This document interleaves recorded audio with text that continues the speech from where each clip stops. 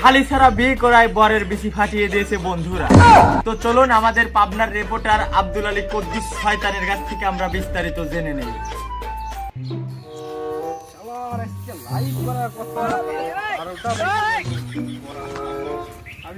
এই কদ্দুর সর্দার নাকি শয়তান, কি করছো? লাইভে আছি আমরা।